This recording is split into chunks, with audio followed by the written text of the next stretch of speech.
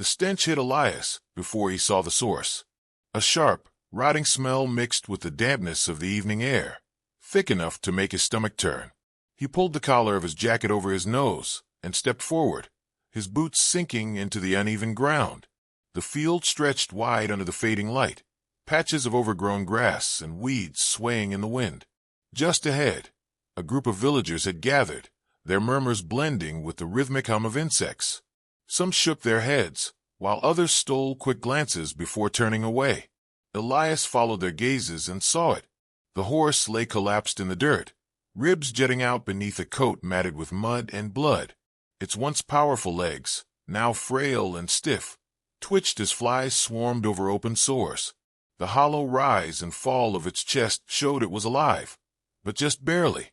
The beast had been abandoned to die, and no one dared to go near it. "Nothing can be done," an older man muttered, stuffing his hands in his pockets. "It's too far gone." A woman beside him nodded. "Poor thing. Should have been put down already." Elias clenched his fists. His gaze remained locked on the horse, taking in the jagged scars, the lifeless eyes that had long stopped searching for help. The suffering stretched beyond the physical. There was something deeper, a quiet surrender in the way the animal barely reacted to the people watching.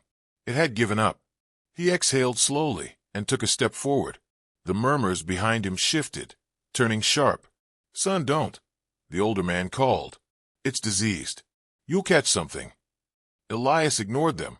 His feet carried him closer, past the invisible barrier of fear and disgust that kept the others at bay.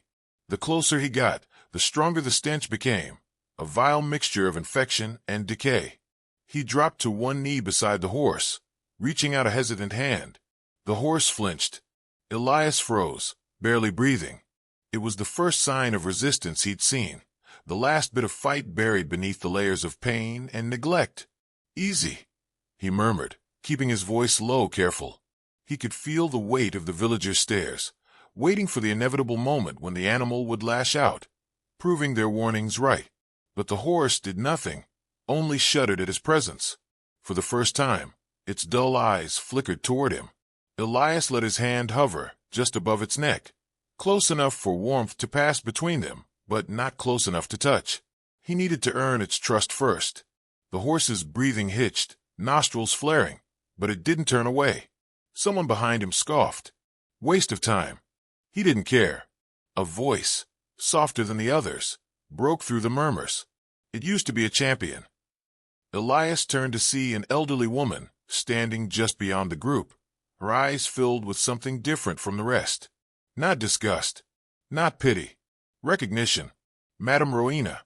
He had heard whispers about her during his short time in town, a woman who had once worked with horses, but had long since retreated from that world. She stepped forward, her cane pressing into the dirt. That horse was one of the finest this town had ever seen. Her gaze flickered to the animal's broken body. His name was Ash. Elias glanced back at the horse, the name settling into his mind. Ash, a name that carried a past, a history that had been stripped away. "What happened?" he asked, though he already knew part of the answer. Madame Rowena sighed. "Belonged to a rich man. Won him plenty of races. But the moment Ash got sick, he wasn't worth keeping anymore." She tightened her grip on her cane. "They left him out here to die, and no one's done a damn thing about it." The villagers shifted uncomfortably, but no one contradicted her. Elias turned back to Ash. The injustice of it burned beneath his skin, a quiet rage mixing with the ache in his chest. A horse who had once been powerful, swift, untouchable, reduced to this. A whisper of movement broke his thoughts. Ash tried to lift his head, but the effort was too much. His body trembled violently before collapsing back into the dirt. Elias didn't hesitate. He reached out, pressing a firm but gentle hand against Ash's neck, steadying him. The murmurs grew louder. "He's crazy. It's hopeless." He tuned them out.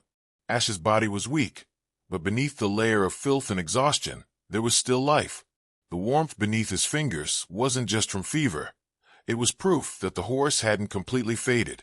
Not yet. Elias exhaled. He made his decision. "I'm staying with him," he said. A ripple of silence passed through the crowd. Madame Rowena studied him, her expression unreadable. Then, after a long pause, she nodded. Then you'd better prepare for a fight. Elias looked down at Ash, his fingers tightening slightly against the horse's skin. He was ready for it. As the villagers began to disperse, shaking their heads, Elias pulled off his jacket and laid it over Ash's body, shielding him from the night's chill. He would find food. He would find water.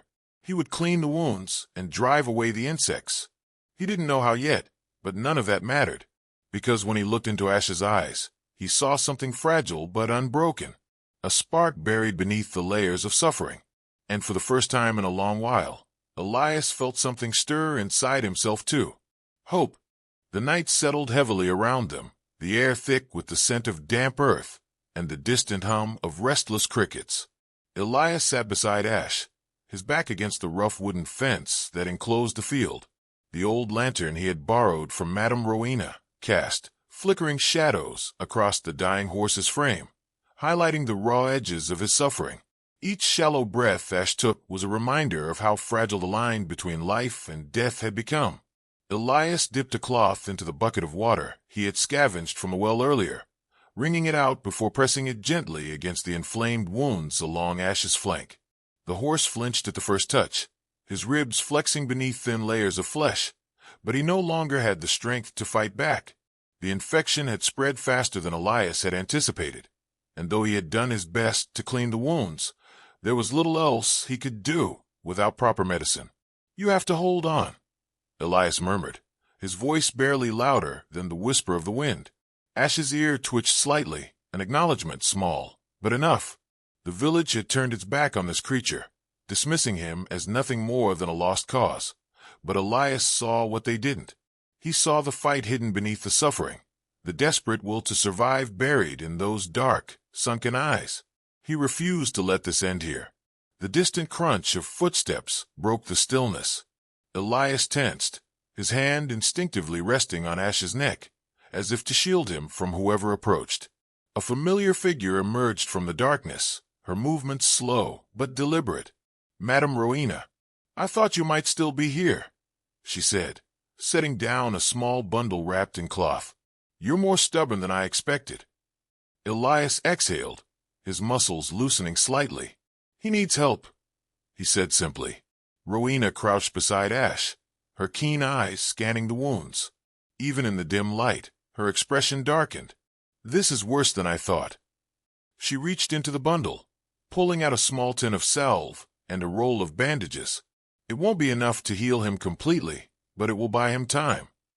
Elias nodded and took the supplies, immediately getting to work.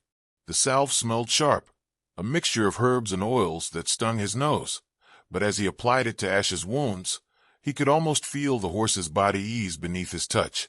Rowena watched him work, her fingers absently tapping against her cane. "Why are you doing this?" The question caught Elias off guard. He kept his gaze fixed on Ash as he thought about his answer. "I know what it's like to be abandoned," he said finally. His voice was steady, but the weight behind his words made Rowena's expression soften just slightly. She didn't press further. Instead, she settled into the grass beside him, the silence between them filled only by the rhythmic strokes of Elias's hands against Ash's coat. When he finished, he sat back, his arms aching from exhaustion. Rowena let out a quiet sigh. "You're fighting an uphill battle, boy. Even if he survives the night, that doesn't mean he'll ever be strong again." Elias looked down at Ash. The horse's eyes were half-lidded, exhaustion pressing heavy against his frame, but his breathing was a little steadier than before. It wasn't much, but it was something. "I don't need him to be strong," Elias said. "I just need him to live." Rowena studied him for a long moment before nodding. She pushed herself to her feet, brushing dirt from her skirt. "I'll be back tomorrow," she said. "You should get some rest while you can." Elias watched her retreat into the darkness before turning his attention back to Ash. He ran a hand down the horse's neck, feeling the slow, steady thrum of his heartbeat beneath his palm. The fight wasn't over yet. Morning arrived with a crisp bite in the air, the first light of dawn painting the sky in muted shades of gold and gray. Elias barely slept, his body stiff from hours spent in the dirt. Ash hadn't moved much during the night, but he was still breathing, still clinging to the fragile thread of life that Elias refused to let go of. A rustling sound pulled his attention toward the fence. A young boy, no older than 10, peered over the wooden planks, his wide eyes filled with curiosity. "You're really staying with him?" the boy asked. Elias nodded. The boy hesitated before climbing through the gap in the fence, approaching cautiously. "Everyone in town says he's cursed." Elias huffed a quiet laugh. "Do you believe that?" The boy glanced at Ash, his gaze lingering on the raw wounds and protruding ribs. "No," he admitted. "I just think he's sad." Elias turned back to the horse. Sad. It wasn't the word he would have chosen, but in some ways it fit. Ash had been discarded, left to rot in this forgotten patch of land. There was a loneliness in his suffering, a kind of quiet heartbreak that no one else had cared to notice. The boy reached into his pocket and pulled out an apple, slightly bruised but still fresh. He hesitated before holding it out. "Can he eat?" Elias took the apple and crouched beside Ash, slicing off a small piece with the knife he carried. He held it to the horse's lips, waiting. For a long moment, nothing happened. Then, slowly, Ash's nostrils flared. His lips parted just enough to take the smallest bite. The boy grinned. Elias felt something tighten in his chest, a flicker of something he hadn't dared to hope for. It was a tiny victory, but it was enough to make him believe that maybe, just maybe, Ash could fight his way back from the edge. The boy wiped his hands on his shirt. "I gotta go before my dad notices I'm gone," he said. "But I'll come back later, if that's okay." Elias nodded. "Yeah, that'd be okay." As the boy disappeared through the fence, Elias turned his attention back to Ash. He ran a hand down the horse's neck, his touch gentle but firm. "We're going to get you through this," he murmured. For the first time, Ash didn't flinch. The morning mist curled around the trees as Elias stood outside the stable, his breath visible in the crisp air. Ash was inside, no longer the skeletal, lifeless creature he had once been. His wounds had healed into scars, his ribs were no longer sharp against his skin, and his coat, though still a little rough, had regained some of its former sheen. The transformation had been slow, fought for with each passing day. But now, standing on steady legs, Ash looked like a horse reborn. Elias had never doubted him. Not once. The town, however, had never stopped watching. Whispers had turned into rumors, and rumors had turned into curiosity. At first, they spoke of Elias as a fool, clinging to a lost cause. Then, when Ash had started to improve, the tone had shifted. People who once averted their eyes when they passed the old paddock now lingered, watching as Elias worked, wondering if maybe, just maybe, they had been wrong. And then, one day, the man who had left Ash to die came back. Elias saw him before Ash did. Mr. Hayworth, the wealthy breeder, stood by the fence, his fine coat unblemished by dirt, his boots polished to a shine. His gaze, sharp and calculating, was locked onto Ash with an intensity that made Elias's stomach coil. "He looks different," Hayworth said, his voice calm but edged with something unreadable. Elias didn't answer. He kept brushing Ash's coat, pretending the man wasn't there. Hayworth took a step closer. "I heard people talking. They said you brought him back from the brink." Still, Elias said nothing. Hayworth let out a small chuckle, the kind that barely contained amusement. "I underestimated that horse," he admitted. "Seems he had more fight in him than I thought." Elias's grip on the brush tightened. "I made a mistake leaving him behind," Hayworth continued. "I see that now, and I'd like to correct it." Ash shifted slightly, his ears twitching at the man's voice. He was calm, but Elias could feel the tension in his muscles. He remembered. "He's not for sale," Elias said finally, his voice even. Hayworth raised an eyebrow. "I don't believe I was offering to buy him." Elias turned then, his eyes meeting the older man's. He could see it, the assumption, the entitlement. Hayworth wasn't here to make an offer. He was here to take back what he thought was his. "You abandoned him," Elias said, his voice firm. "Left him to die because he wasn't perfect. And now that he's worth something again, you want him back." Hayworth's lips pressed into a thin line. "I know horses," he said, "and I know value when I see it. That animal was weak when I left him. You changed that, But let's not pretend you did it out of kindness. You saw his potential, just like I do. Elias exhaled slowly, willing himself to stay calm. He knew men like Hayworth. He had worked for them, scraped by under their orders, always overlooked, always dismissed. But this wasn't about him. This was about Ash. I did what you wouldn't, Elias said. I fought for him.